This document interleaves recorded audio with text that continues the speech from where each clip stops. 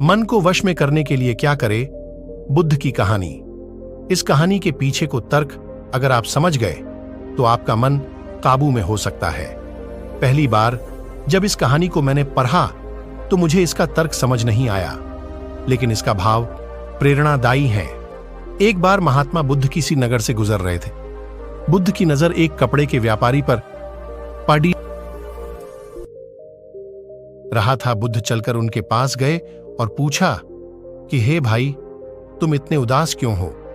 अगर तुम मुझे अपनी चिंता का विषय बताओ तो मैं तुम्हारी कुछ मदद कर सकता हूं। कपड़े के व्यापारी ने बुद्ध को प्रणाम किया और उनको अंदर बुलाया। उस व्यापारी ने कहा कि जब से मेरी पत्नी की मृत्यु हुई है तब से मेरे घर पर मेरे छोटे बेटे को देखभाल वाला कोई नहीं है, इसलिए मैं हमेशा इसको अपनी दुकान पर लेकर आ जाता हूं, लेकिन मेरी दुकान पर आने वाले हर ग्राहक की पगड़ी को उछाल कर फेंक देता है। कभी कभी उनका झोला उठाकर बाहर फेंक देता है। मैंने इसको बहुत समझाया, डांटा, लेकिन यह नहीं समझा। इसकी इस हरकतों की वजह से मेरे सारे ग्राहक खुद को अपमानित मानकर वापस चले जाते हैं। बुद्ध बोले, मैं तुम्हारी सहायता कर सकता हूं, पर तुम मुझे वचन दो कि मैं जो भी करूंगा तुम उसमें दखलंदाजी नहीं करोगे, ना ही कोई प्रश्न करोगे। व्यापारी बोला, वचन देता हूं। अगले दिन बुद्ध एक पगड़ी पहनकर आए और एक ग्राहक की बात ही आकर बैठ गए। व्यापारी का बेटा आया और बुद्ध की पगड़ी को उछाल दिया। महात्मा बुद्ध मुस्कुराकर कहे, बहुत अच्छा, जाओ उसे पगड़ी को वापस लेकर आओ।